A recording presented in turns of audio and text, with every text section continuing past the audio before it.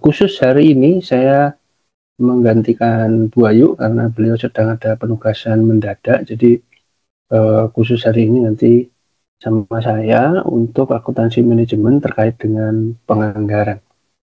Oke, jadi hari ini saja ya, nanti masalah tugas dan yang lain-lain nanti tetap dengan Bu Ayu. Baik, untuk hari ini ada slide-nya dan slide-nya tidak banyak, jadi mungkin kita ketemunya juga nggak lama, nggak apa-apa kali ya. Jadi ini nggak banyak, nanti kita akan banyak diskusi saja. Kalau Bapak Ibu ada yang mau didiskusikan silahkan, selama saya membawakan atau mengantarkan, nanti monggo kalau ada pertanyaan atau ada hal yang perlu didiskusikan bersama. Kemudian karena internet saya juga tidak terlalu bagus, saya izin nanti matiin kamera ya Bapak Ibu. Jadi nanti saya matiin kamera tapi tetap on di sharingnya juga. Oke, saya mulai saja. Mohon izin saya share PPT-nya ya.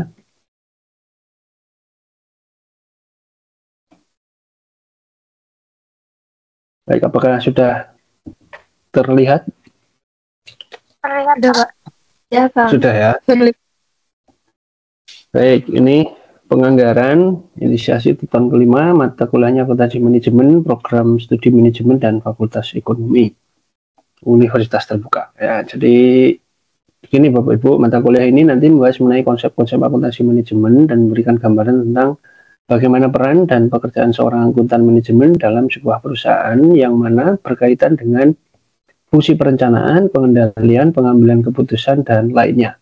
Konsep-konsep tersebut diantaranya adalah pengantar akuntansi manajemen, konsep perilaku cost, akuntansi berbasis aktivitas, ya, analisis cost, volume laba, penganggaran, anggaran fleksibel, cost standar, analisis cost diferensial, cost kualitas, dan evaluasi kinerja. Oke. Jadi kita masuk ke bagian kita yaitu penganggaran, lebih spesifik lagi penganggaran operasional dan aspek perilaku dalam anggaran. Jadi anggaran adalah suatu perencanaan keuangan perusahaan untuk masa yang akan datang ya. Jadi namanya anggaran itu untuk ke depan. Yang sekaligus juga berperan sebagai alat pengendalian. Ya, penganggaran itu juga jadi alat pengendalian, alat kontrol. Anggaran menunjukkan suatu perencanaan rinci yang menunjukkan bagaimana pengalokasian sumber daya yang dimiliki perusahaan untuk dipakai selama periode tertentu di masa depan. Beberapa fungsi umum dari anggaran adalah perencanaan, pengambilan keputusan, pengendalian, komunikasi, dan koordinasi, serta penilaian kinerja. Jadi gambaran umumnya begini Bapak Ibu, penganggaran itu namanya anggaran atau istilah kerennya budget gitu ya. Budget itu adalah kerangka atau istilahnya batasan-batasan dari sisi keuangan. Jadi kalau kita ngomong anggaran, berarti kita ngomong uang. Ya, apa yang akan kita lakukan, uangnya berapa, itu tercermin dalam anggaran. Kalau kita bicara apa yang kita lakukan, itu namanya perencanaan manajerial. Jadi kita mau ngapain, mau buka lini usaha di mana, mau buka bisnis baru apa, itu perencanaan dari sisi manajerialnya. Rencana mau nambah orang berapa, mau rekrut orang seperti apa, itu perencanaan manajerial.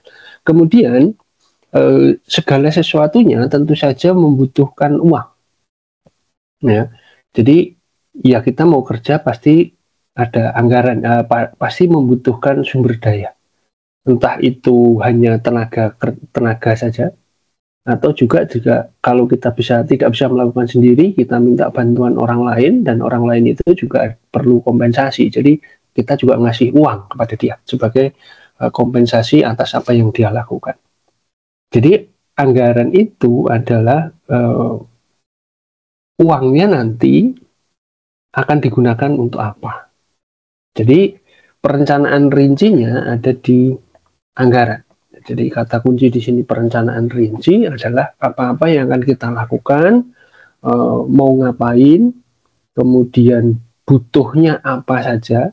Ya, misalkan kita merencanakan bahwa tahun depan kita akan melakukan rapat kerja pembahasan strategi bisnis misalkan. Rapat kerja itu tentu membutuhkan konsumsinya, bahasa jadi nggak mungkin dong rapat tidak ada snacknya. Kemudian butuh narasumber kalau misalkan kita membutuhkan orang lain untuk memberikan materi pada para peserta. Kemudian juga mungkin butuh hotel misalkan kalau kita bosan di kantor, kita rapatnya di hotel. Nah, itu semua kebutuhannya itu nanti butuh apa, kemudian untuk memenuhi kebutuhan itu berapa uang yang perlu dialokasikan. Jadi anggaran ini sangat penting dalam perencanaan. Ya, kita mungkin pengennya banyak, tapi sumber dananya nggak banyak.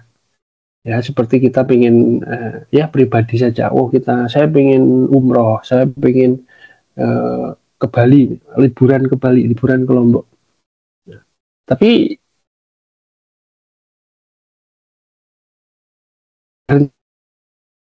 jatuhnya ya mimpi gitu kan. Makanya penganggaran itu mensinkronkan kita itu sumber daya kita ada berapa, akan kita alokasikan untuk apa aja. Jadi perencanaan rinci yang menunjukkan bagaimana pengalokasian sumber daya. Dalam hal ini kita bicaranya adalah uang. Jadi uang kita akan kita gunakan untuk apa. Nah, ini penting ketika kita bicara perencanaan. Jadi tahun depan mau ngapain, maunya banyak, tapi karena sumber daya terbatas, maka dipilih prioritas mana yang rencananya akan dilakukan. Jadi dalam perencanaan ini penting. Kemudian pengambilan keputusan juga demikian. Nah, alternatifnya kita mau ngapain? Alternatif misalkan kita butuh hotel, oke, tapi hotelnya di mana? Hotel di Bogor misalkan, atau hotel di Bandung misalkan, atau hotel di Lombok misalkan, tentu akan membutuhkan biaya yang berbeda. Sehingga kita akan memutuskan nanti yang mana yang kita ambil, yang sesuai dengan kemampuan kita. Atau ketika nanti perencanaan sudah jadi, anggarannya sudah jadi, nanti kita mengambil keputusannya banyak alternatif. Oh, kemarin anggarannya 100.000. Atau kalau kita ngomong hotel misalkan per orangnya 5 juta. Kita bisa mengambil keputusan apakah tetap kita eksekusi 5 juta sesuai dengan anggaran, atau karena ke depan sepertinya duitnya akan terus terbatas, jadi kita ambil yang di bawah anggaran agar nanti kita bisa punya saving, atau kita bisa punya lebihan. Jadi uangnya tidak benar-benar habis, kita efisiensikan, ya, kata-kata pemerintah gitu ya, mengefisiensikan anggaran. Jadi kebutuhannya tetap terpenuhi, tapi dicari alternatif yang paling murah. Nah, disitulah nanti anggaran berperan dalam pengambilan keputusan. Kemudian di sisi yang lain, termasuk untuk pengendalian.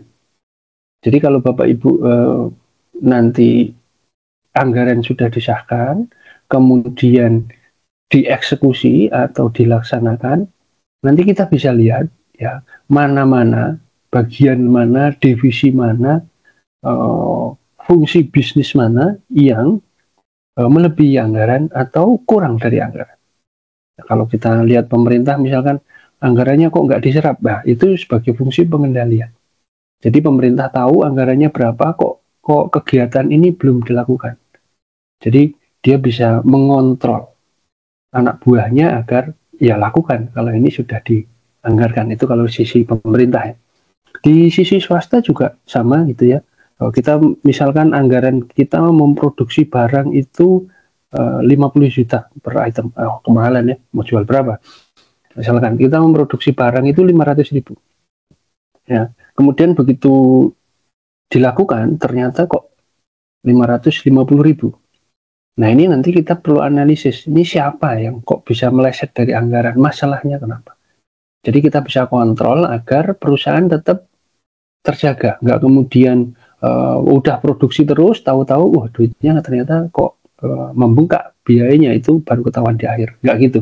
Jadi anggaran nanti bisa berfungsi untuk mengendalikan ya, aktualnya berapa ya, kemudian anggaran yang kemarin dianggarkan berapa.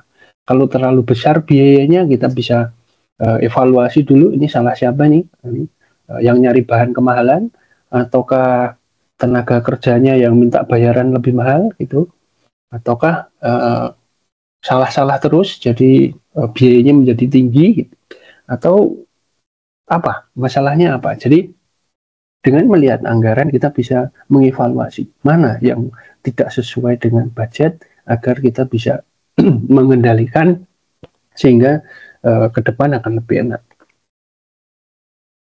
Kemudian yang selanjutnya juga komunikasi. Jadi dengan anggaran kita bisa mengkomunikasikan apa sih yang sebenarnya diinginkan oleh perusahaan. Jadi perusahaan itu mau apa? Itu tercermin dari anggarannya. Misalkan mau produksi sekian unit. Maaf. Jadi kalau mau produksi banyak, itu artinya mengkomunikasikan kepada para sales manager itu untuk kita nanti produksi banyak, jadi kalian harus siap-siap untuk menjual lebih banyak. Jadi dikomunikasikan. Mau kemana perusahaan ini? Itu melalui anggaran itu bisa terbaca. Atau kalau Bapak Ibu sering lihat berita gitu ya, pemerintah menganggarkan 20% untuk pendidikan misalnya. Nah itu artinya dengan kata-kata 20 kemudian itu disahkan, kita bisa melihat bahwa oh pemerintah itu pengen pendidikannya maju. Kira-kira gitu.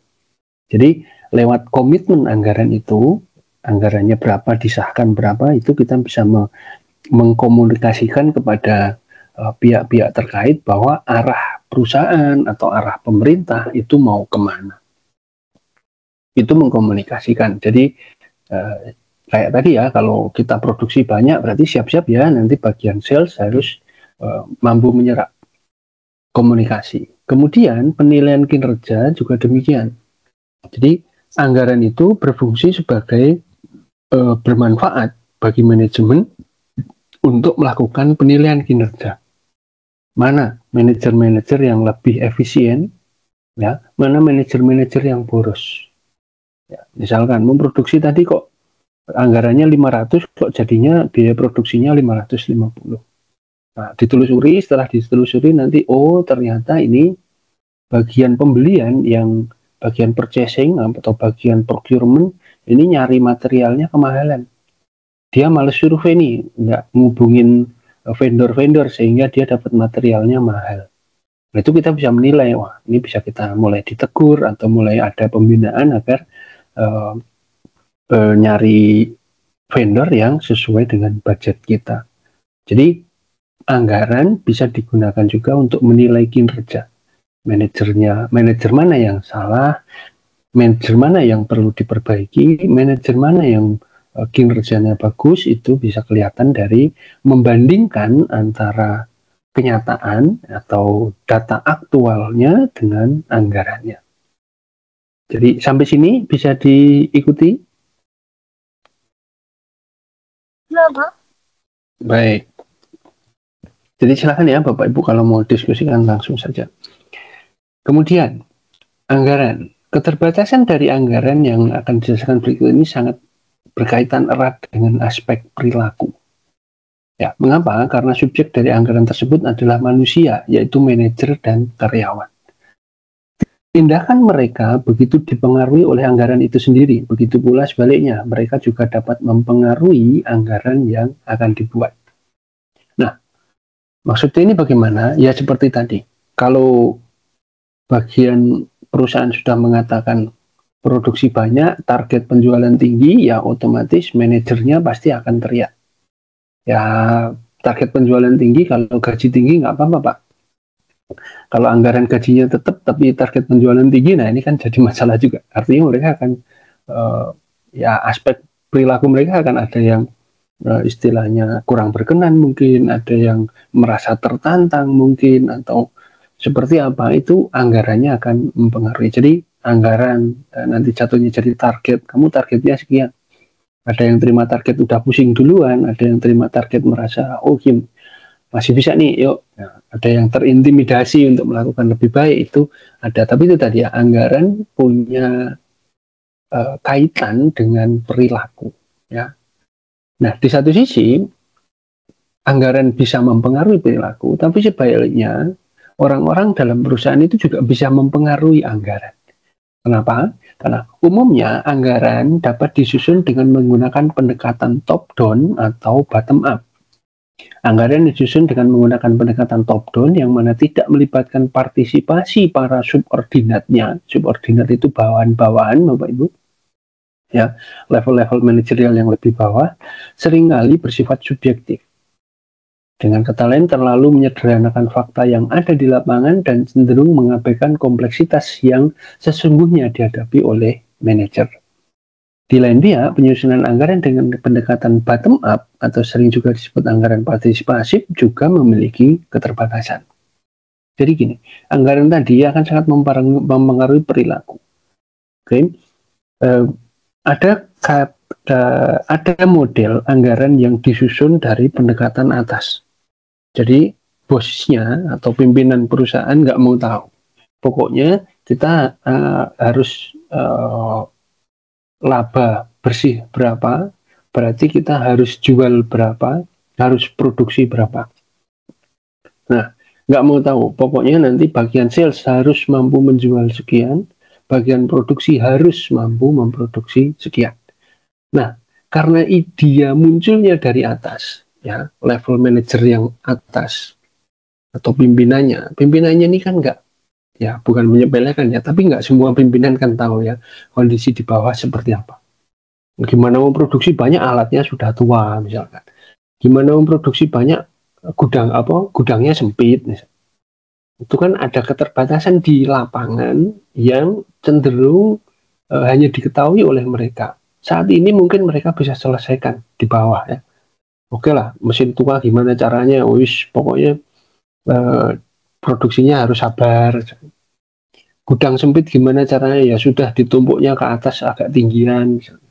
Nah itu yang mungkin kata-kata itu atau kondisi itu nggak terlaporkan secara utuh ke pimpinan, sehingga bagian atas ya atau manajer tingkat atasnya merasa nggak ada masalah di bawah. Ya udah, saya pengennya untung sekian, ya kalian harus produksi sekian, kalian harus jual sekian.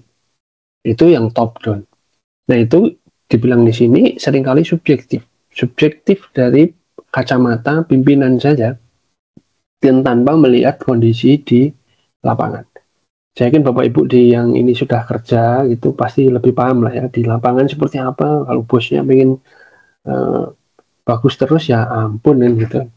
Ya, tapi itu memang ada anggaran yang target tadi sifatnya dari atas ke bawah, mau nggak mau begitu.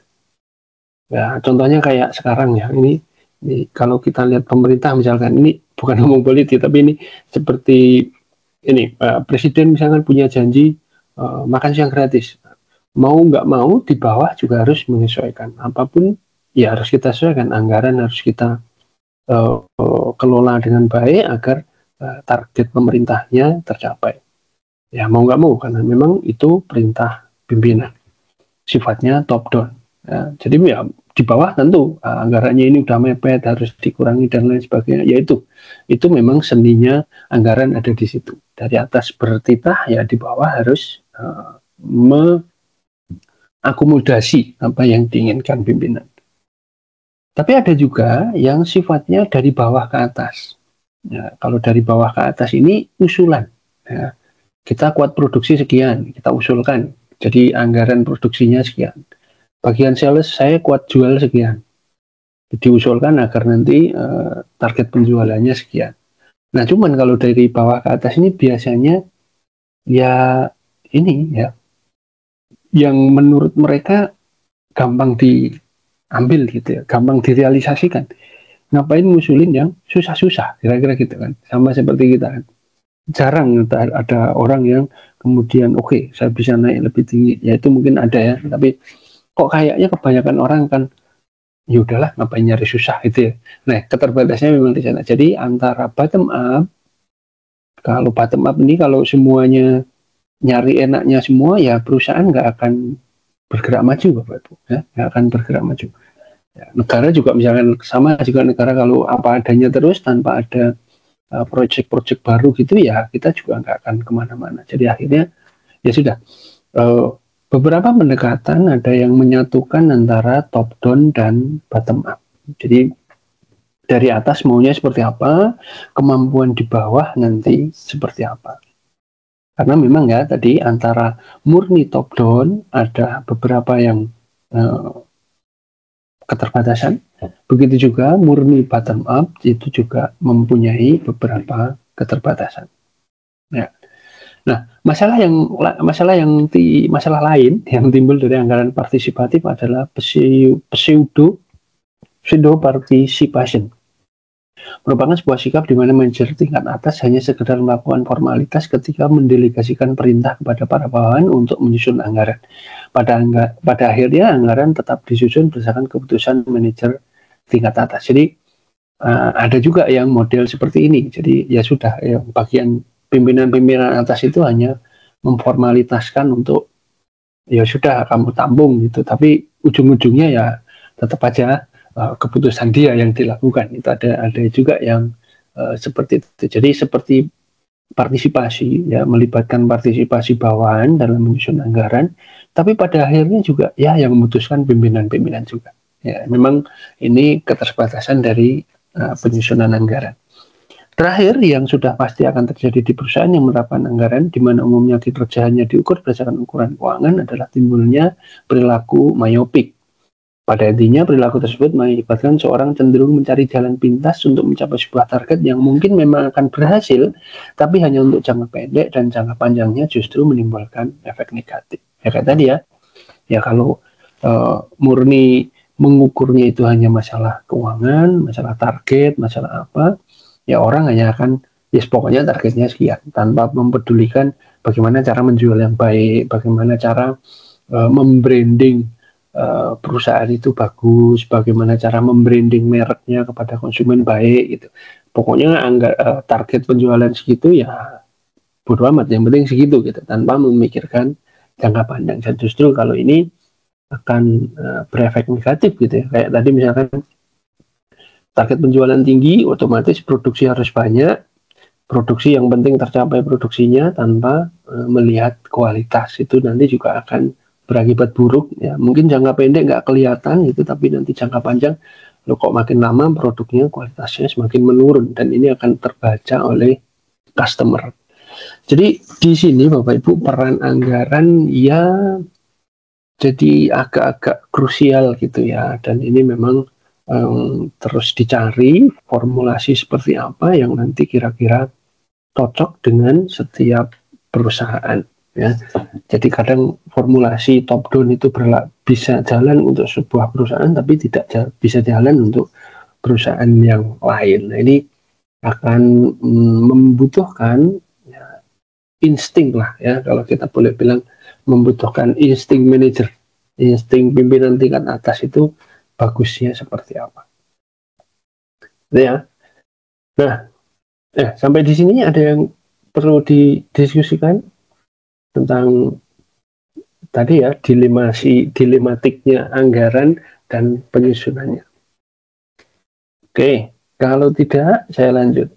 Nah, nanti di bagian akuntansi manajemen, kita akan mengenal istilah master anggaran. Nah, master anggaran ini adalah rencana keuangan komprehensif perusahaan. Ini yang nyusun biasanya orang akuntansi di perusahaan. Jadi anggaran secara komprehensif.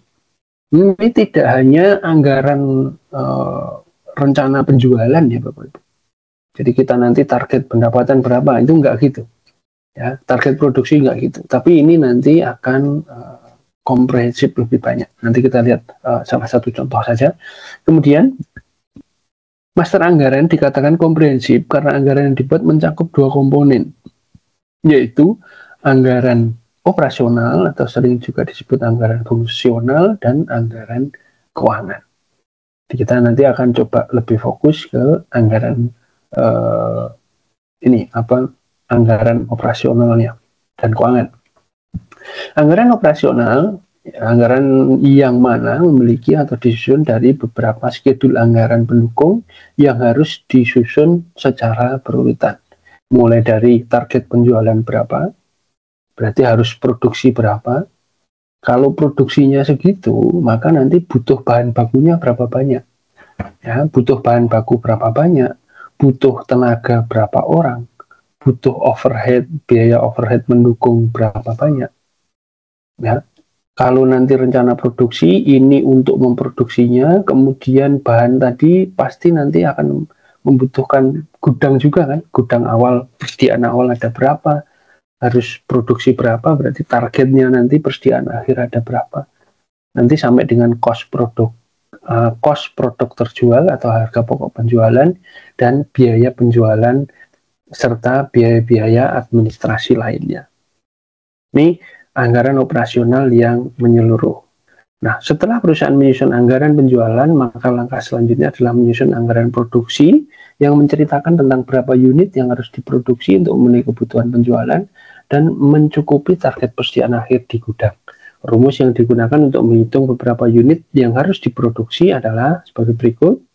Unit yang diproduksi sama dengan ekspektasi unit penjualan ditambah dengan target unit persediaan akhir dikurangi dengan unit persediaan awal. Nah, sebelum ke anggaran kas, Bapak Ibu, saya ingin menunjukkan dulu ya. Saya stop share screen-nya dulu. Saya akan coba tunjukkan contoh. Ini contoh saja, tidak ada di slide, Bapak Ibu. Ini contoh budget. Apakah sudah terlihat? Sudah? Terlihat. Baik. Ini contoh kaitan antara budget ya Pak Bu, antar budget. Kalau tadi saya bilangnya penjualan berapa, kemudian harus produksi berapa dan seterusnya. Ini contohnya, ini ada kaitan panjangnya sampai ke sini. Nah, ini yang tadi yang disebut semuanya ini sebagai anggaran operasional. Ya, semoga sih Bu Bapak Ibu tidak harus membuat ya, tapi coba kita lihat saja ya, kita lihat saja bagaimana alurnya seperti apa sih gitu. Nah, yang pertama tadi ya disebut dengan anggaran penjualan, atau mohon maaf saya menggunakan istilah-istilah bahasa Inggris ya, karena ya kalau mengindosiakan agak lama ya, jadi saya mau nitip pakai Inggris saja, tapi semoga nanti angkanya Bapak Ibu bisa lihat, dari penjualan nanti ke produksi berarti butuh material, labor, overhead, material ada persediaan akhir, kemudian nanti barang tersedia berapa, sampai dengan nanti proyeksi labanya berapa, kemudian proyeksi laporan keuangannya akan seperti apa. Oke, ini budget secara keseluruhan. Kita coba lihat dulu ya Bapak Ibu. Ini contohnya adalah schedule yang pertama, namanya sales budget. Dia memproduksi 3 produk A, produk B, produk C. Dia menjualnya di wilayah timur dan wilayah barat. Jadi dari ini adalah target penjualan. Nah, orang menyebutnya target penjualan. Jadi nanti untuk produk A, dia target penjualannya 7.000 ya, yang akan dijual di timur sekian, yang akan dijual di barat sekian. Produk B dia akan punya target, ya, akan punya target unit. Nah, target unit dikalikan dengan harga jual per unit, nanti ketemulah target pendapatan. Ini rencana atau budget atau target pendapatannya nanti, target penjualannya itu sekian. Ya, totalnya $4,5 juta. Ini targetnya dia. Ya. Ini disusun di awal. Jadi perusahaan mau apa? Kalau kita targetnya tahun ini total sales, ada yang merumuskan dari sini. Target kita total sales 4,5. Oke, 4,5 ini kita breakdown lagi. Kita punya berapa produk? 3 produk. Oke, produk A berapa? Produk B berapa? Produk C berapa? Oke, kalau produk C harus kena target 1,5 juta, harga per unitnya 100, maka dia harus menjual 15.000. Nah, itu kira-kira ya, naik ke atas secara menyusunnya kira-kira seperti itu. Nah, kemudian ini ketemu berapa yang harus dijual, berapa unit yang harus dijual. Nah, kalau ini dijual, berarti barangnya kan harus siap ada. Barangnya harus siap dijual. Ya kan? Nggak mungkin dong kita jual, tapi barangnya nggak ada. Nah, bagian mana atau divisi mana yang bertanggung jawab terhadap persediaan barang ini, itu nanti masuk ke bagian produksi. Jadi yang berikutnya adalah budget produksi. Jadi kita nanti akan butuh produk A 7.000 itu tadi ya sesuai target. Kita akan terjual 7.000, berarti nanti di sini ya unit yang rencananya akan dijual 7.000, 11.000, 15.000. Oke. Nah, nanti di bagian produksi itu nggak mungkin semuanya langsung dijual semua. Dia pasti butuh pengaman, ya, pengaman.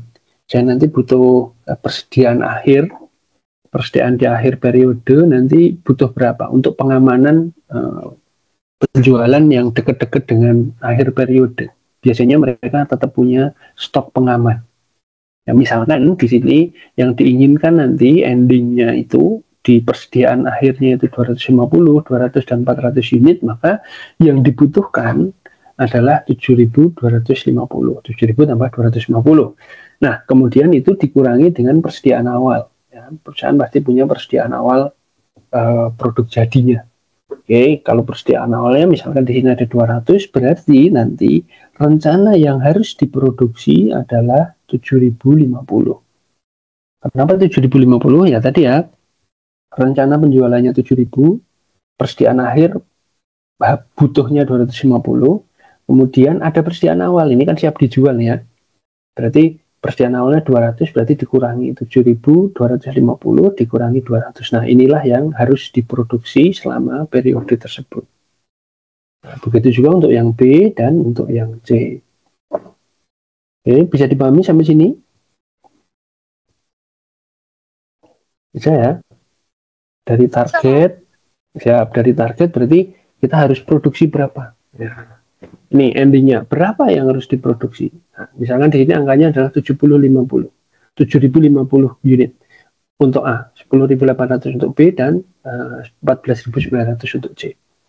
Nah, setelah ini kita tahu, nanti target produksinya adalah 7.050, ini kalau produksi kan membutuhkan material, labor atau tenaga kerja, dan overhead. Itu kan ya, nggak mungkin tanpa ada 3 hal itu. Ya, pasti butuh material, pasti butuh tenaga kerja atau labor, pasti butuh overhead atau biaya pendukung lainnya. Nah, kita akan breakdown kalau target produksinya 7.050, berarti material nanti harus ada berapa. Ya, kalau target yang diproduksi 7.050, materialnya butuh berapa? Kita akan lihat. Nah, ini nanti di breakdown lagi. Di schedule berikutnya, material, anggaran kebutuhan material langsung. Nah, misalkan di sini produk A, targetnya yang harus diproduksi adalah 7.050. Kemudian dia membutuhkan material X, material Y, dan material Z. Ya, mungkin butuh komponen A, komponen B, komponen Z, dan seterusnya lah. Jadi materialnya kan mungkin nggak cukup satu ya, ada beberapa jenis material. Berarti untuk material X, kalau nanti produksinya 7.050, sementara per unit material produk A itu butuh 12 material X, maka material X yang dibutuhkan adalah 84.600. Nah, ini Bapak Ibu kayak narik mundur kan ya. Kalau saya harus produksi sekian, sementara sekian itu butuh material X itu 12, maka saya harus menyediakan, artinya harus tersedia material X sebanyak 84.600. Oke. Nah, total kebutuhan ya, ini untuk material X untuk produk A.